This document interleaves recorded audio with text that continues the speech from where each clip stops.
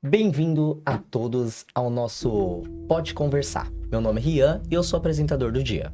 Eu sou o Miguel, sou entrevistador. Eu sou o Lucas, sou estudante e entrevistador. Hoje iremos falar sobre a diversidade com a nossa convidada, a Suzy. Boa tarde a todos. Agradeço imensamente esse convite para a gente poder conversar. Estou aqui. Muito legal. A Suzy é geógrafa. Geógrafa. Obrigado pelo corrigir aí.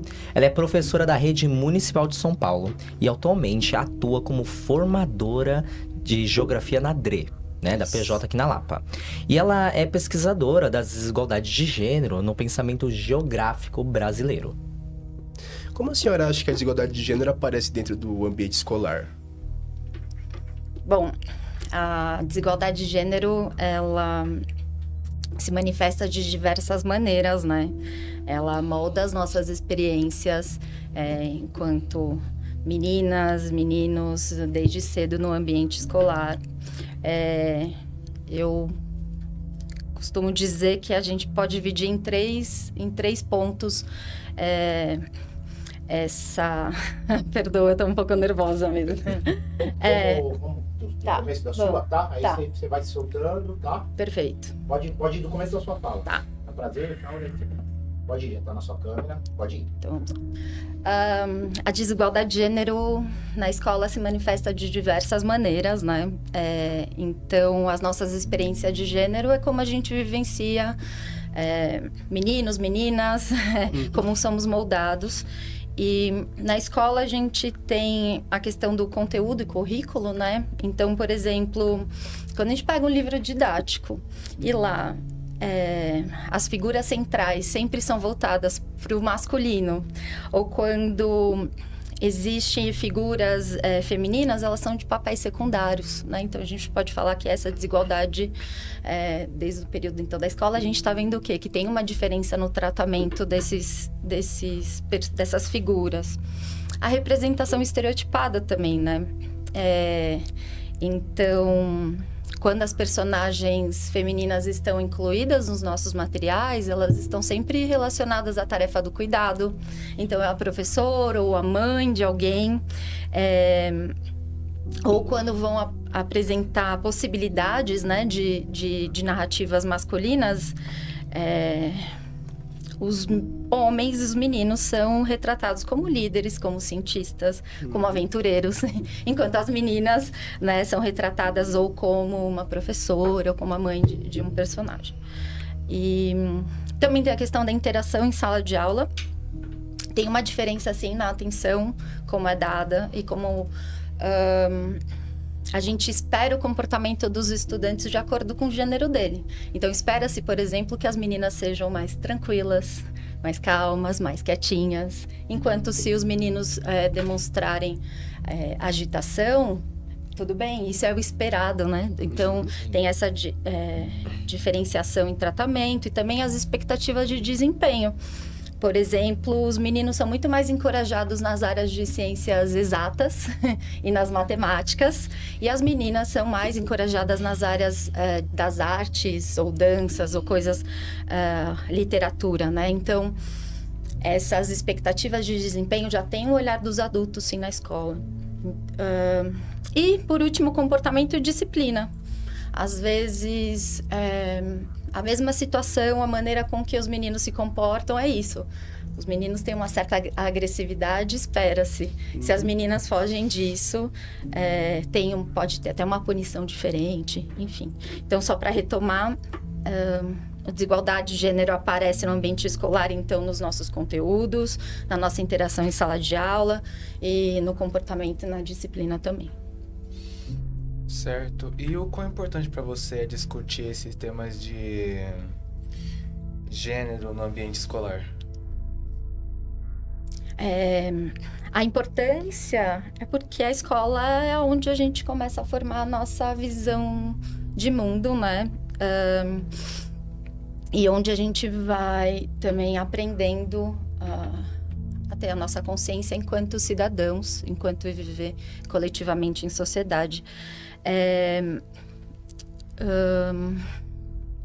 Calma aí. Então,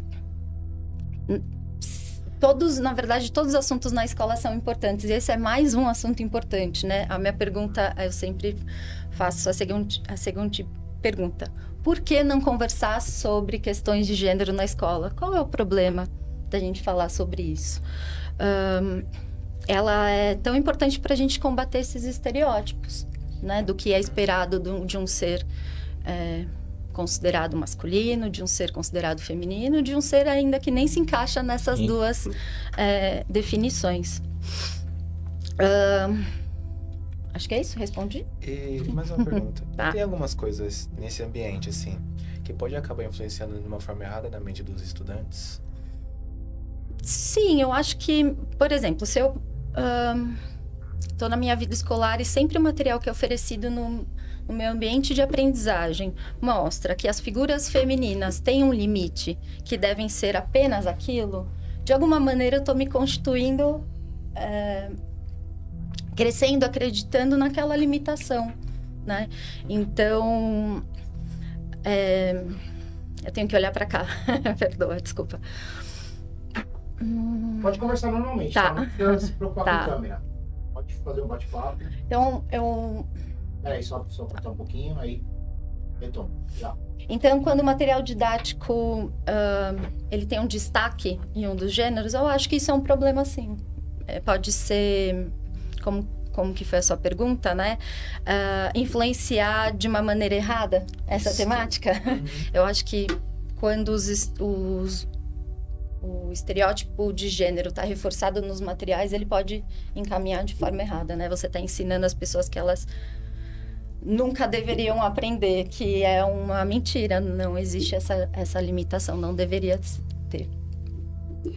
Deixa eu te perguntar, como que você ensina, né, as pessoas a perceber ou combater o preconceito em si, né? Que é bem... que acontece bastante hoje em dia em sala de aula, né? Eu trabalho com a formação de professores, então a gente primeiro fazer essa discussão com os professores, né? Não é um ensinar, mas é um discutir, porque passa pela questão do comportamento, do fazer profissional dos professores, né? Principalmente a questão da linguagem. Vou dar um exemplo aqui, para ficar menos ilustrado. Um professor de matemática, quando ele elogia somente os meninos e fala o tempo todo, olha, isso é coisa de gênios. O que ele está dizendo para as meninas nesse momento? São inteligentes, vamos dizer assim, né? E para as meninas? Que ele não faz esse reforço. São tipo meio que inferiores, assim. Ou quando o professor de educação física oferece uma bola de futebol para os meninos. Tipo de uma discriminação, né? Assim, enfim. E para as meninas ele vai colocar uma música, oferecer uma dança. O que ele está dizendo? Então, só um esporte é para um gênero e o outro não pode fazer. Então, na formação com os professores é trazer essa discussão para a gente... Para eles refletir, né? Justamente. Aqui a nossa prática vai fazer essas diferenças nas coisas mais sutis. O professor ou a professora não estão... Olha, eu vou fazer aqui um preconceito, uma discriminação de gênero. Não, mas é a maneira também como nós fomos ensinados e como foi o nosso período escolar. Como era a escola, né? Então... Inicialmente, a gente chama os professores para fazer essa discussão, né, de se rever as práticas, e um compromisso, que ele é inegociável, que é no momento que tem um preconceito de gênero acontecendo perante uma pessoa adulta, mais velha, tem que agir naquele momento, tem que atuar, tem que orientar, né, porque é na escola que a gente aprende também sobre isso. Sim, muito interessante. Muito obrigado até pela... porque a gente percebe, né? Porque algumas vezes os alunos, algumas vezes passam por isso e falam... eu acho que nem eles não vão se preocupar com isso. Algumas vezes é o professor que tira da cabeça que quer falar sobre isso. Até os pais hoje em dia acham isso, né? Os pais falam, a escola tá abordando sobre a diversidade, mas tem no currículo da cidade também. Então é legal abordar isso, sobre a diversidade em geral, sobre gênero. Então... só para deixar um pouco mais claro, né? Até para os colegas. E também dizer que É isso, o nosso currículo da cidade nos respalda, porque ele é pautado na educação, numa educação equitativa, inclusiva e de integral, né? Não de tempo, mas em questão que a educação passa por vários segmentos. Nossa, até me embananei aqui, que fiquei emocionada com a sua fala. Mas essa discussão, ela tem que acontecer, né? E ela está acontecendo, eu peço até não com a velocidade que deveria acontecer, a emergência da temática. Mas é isso, os professores não tiveram essa discussão no período da sua formação. Essas discussões estão acontecendo agora, muito mais com os jovens, com vocês, trazendo essa discussão para os professores, né? E a gente vai aprendendo juntos. Você já falou bastante de estereótipo aqui na conversa, né? Mas eu queria perguntar, tipo, meio que os alunos também acabam tendo esse estereótipo, né? Da família, das relações deles. Então, como que um professor meio que consegue... O que ele pode fazer para apagar esse estereótipo que os alunos têm nas aulas mesmo, sabe? Tipo, ensinar os alunos a não ter esse tipo de estereótipos. Boa, ótima pergunta. Eu acho que... Tá, boa. Sem ditado. Sim. Problema, tá? Pergunta aqui. Não estava preparado, mas eu... Eu fugi um pouco. Eu acho não, que tudo bem. Eu pra tenho... não reforçar. Meio que os alunos, eles também caíram nessa coisa de estereótipo, né? Por relações deles serem fora da escola, em casa, amigos. Então, eu queria perguntar, como que os professores, já que é um lugar tipo de ensino para aprender, né? Como que os professores, o que eles conseguem fazer para apagar esses estereótipos que os alunos têm? Acho que quanto mais a gente ter contato com representatividade e pluralidade de vivências, de pessoas, de ideias, quanto mais contato, mais os estereótipos são quebrados, porque a gente está vendo, enfim, possibilidades de vidas, né? A gente, acho que ter contato com a diversidade, com a pluralidade de pessoas, o quanto mais. Isso, estereótipo Nossa, eu me embananei, eu pedi tempo e respondi, tô aqui, me perdoem, gente, tô muito envergonhada de fazer voltar. Tá todo mundo igual aqui. Eu quero reformular. Vai de novo, sem problema. Agora já vai direto de você. Tá. Ele já fez a pergunta, aí depois da edição já vai direto da pergunta, tá bom? Pode pensar. Eu vou ser bem básica, eu fiquei me embananando pra tentar falar mais bonitinho, né? Posso responder?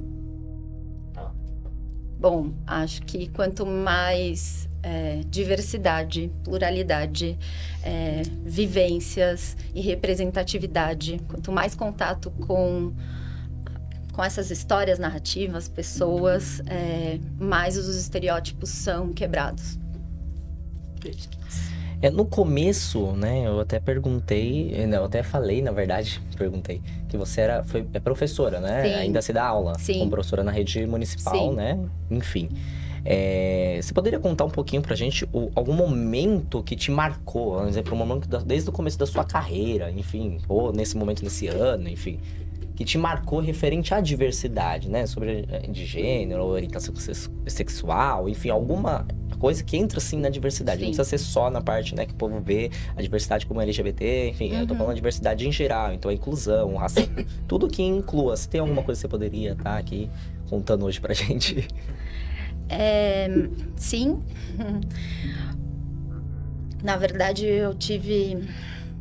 O que me marcou na escola em relação à diversidade não foram momentos inspiradores, pelo contrário, assim, mas sim violências, né? E agressões que eu presenciei durante a minha vida escolar.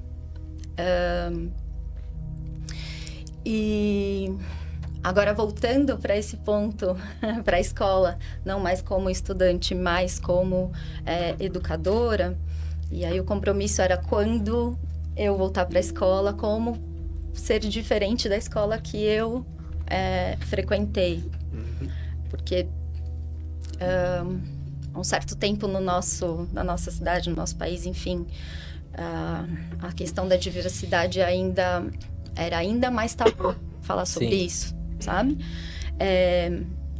Então, o que foi marcante é, olha, eu não quero contribuir para que essa escola preconceituosa, que pratica discriminação, LGBTfobia, misoginia, racismo, intolerância religiosa, todas as discriminações e preconceitos e crimes, combater esse tipo de escola. Então, assim, o que me marcou foi algo negativo do qual hoje eu tento combater. Eu acho que até é legal comentar, porque, por exemplo, assim, algumas vezes eu também futuramente quero ser professor. Então, eu também penso nessa questão, né? Sim. Eu penso na questão, por exemplo, quando a gente tá aí na escola, o que a gente pode, né? Porque quando a gente é educador, a gente tem um pouco, vamos dizer, um pouquinho mais de poder para realizar o que a gente quer mesmo, né? Então, assim, o que a gente pode melhorar em referente a isso? Por exemplo, eu vejo coisas que acontecem, né? Que a gente fala, nossa, a gente poderia ali dar um pouquinho mais de atenção, algumas vezes é um acolhimento, algumas vezes que falta, eu chamo os pais, porque algumas vezes não é um problema de casa, algumas vezes é um problema só na escola, ou inferente a outras situações, na verdade, né? Então, eu achei até interessante, até me identifiquei com isso, porque é isso que eu penso todos os dias. Eu, na verdade, quero chegar como diretor de escola, né? E aí eu falo assim, como que eu quero uma escola ideal? Mas não tem que ser só pra mim, sabe? Tem que ser para as pessoas, né? Então, assim, o que eu posso fazer, não só referente à diversidade, mas a gente tem que pensar na inclusão, na acessibilidade, a gente pensar numa escola mais democrática, pensar em tudo isso, um pouco, não autoritária, né? Porque tem escola que é autoritária. Nem um pouco. Então, eu acho bem interessante, eu até gostei, então... Seja um espaço seguro, Sim. porque é um espaço onde você... Acolhedor e que você tenha condições de desenvolver aprendizagem, porque como você vai aprender se é um espaço de desconforto, é um espaço dolorido, é um espaço do qual você é machucado com frequência. Não vai acontecer uma aprendizagem. Tem tipo uma visão diferente, né? Um tipo de um conforto, mas um conforto que é onde o aluno também vai aprender, né? Um lugar que ele se sente confortável, eu acredito nisso. Porque quando a gente tá num lugar confortável, a gente quer ficar lá. Então, se tem um lugar confortável, um ambiente que o estudante, na verdade, está aí adequado a estar, onde ele vai querer mais estar é na escola, né? Então, eu acho bem interessante falar disso também. E te esperamos logo, logo na rede com a gente. Vamos esperar, né? Tem que passar agora.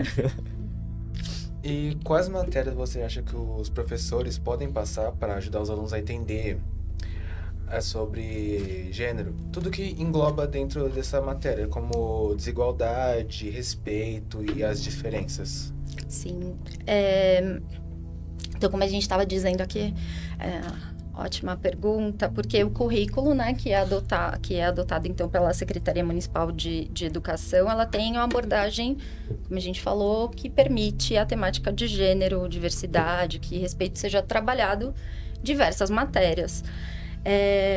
A ideia é que a discussão seja transversal, aconteça em todos os componentes curriculares, não só uma única disciplina, porque o preconceito, ele acontece, né, não só na aula de ciências, ou infelizmente, né, ela acontece na escola toda.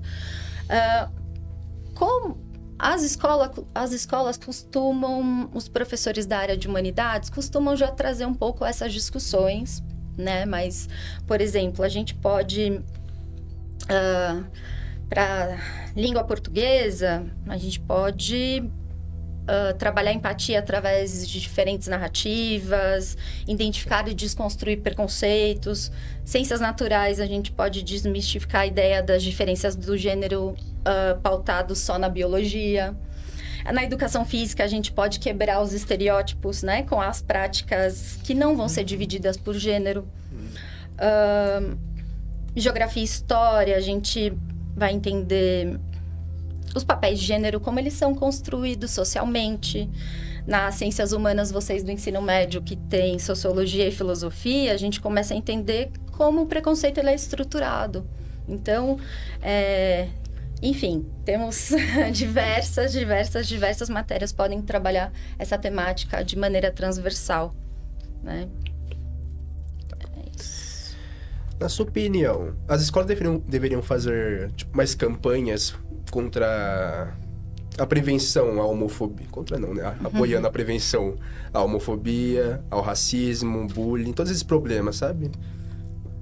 Sim, Acho que as escolas devem, é essencial que façam essas campanhas, né, de prevenção, combate à LGBTfobia, o racismo, misoginia, o etarismo, capacitismo, né, todas as nossas formas de preconceito e discriminação, tolerância religiosa, gordofobia.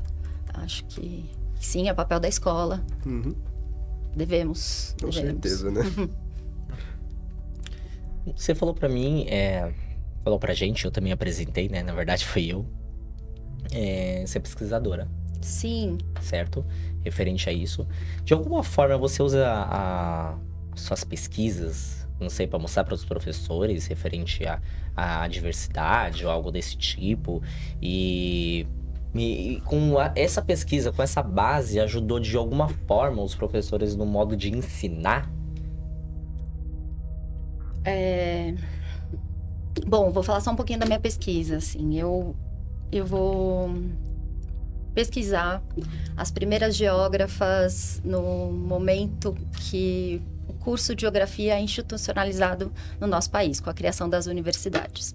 Então, que essas mulheres estavam presentes desde o momento da criação dos cursos e como que a história simplesmente não citou a participação dessas mulheres. Eu tentei fazer essa revisitação do passado, trazendo e falando, olha, peraí, teve essa daqui que estavam nesse momento atuando e contribuindo para a ciência geográfica. Como a minha pesquisa, ela não aborda especificamente ensino e aprendizagem, mas eu tento trazer essa discussão dessas ausências. Onde estão as mulheres nos ramos científicos que a gente trabalha na escola, né? Então, nas formações eu tento um pouco trazer essas discussões. Onde estão as pensadoras, as cientistas, porque a ciência, né? A educação sistematizada de maneira científica, que é o que a gente ensina na escola, ela foi produzida por alguém que tomou decisões do que vai e do que não vai, enfim. E normalmente essas decisões, quem tomava eram os homens, né? Então, como que está a participação das mulheres na ciência que a gente ensina na escola, né? Elas falam as mesmas coisas, então eu tento trazer só essa provocação, mas é o que eu vejo, assim, de contribuição da minha pesquisa, sabe? Sim. Pensar nas mulheres. Para fechar aqui com chave de ouro, vamos lá. Você poderia, não sei, dar um conselho ou uma opinião sua, saindo agora como educadora, pensando como ser humano, vamos dizer, para não ser criticado depois.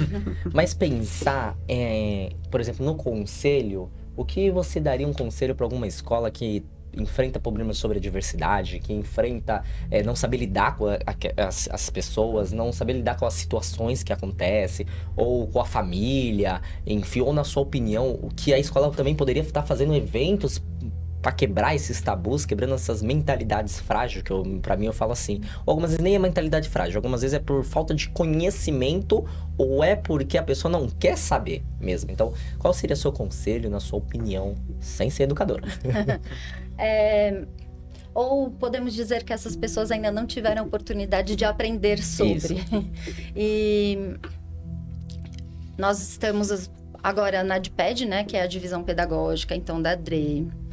Temos uma equipe que se debruça, fazer essas discussões junto com a secretaria.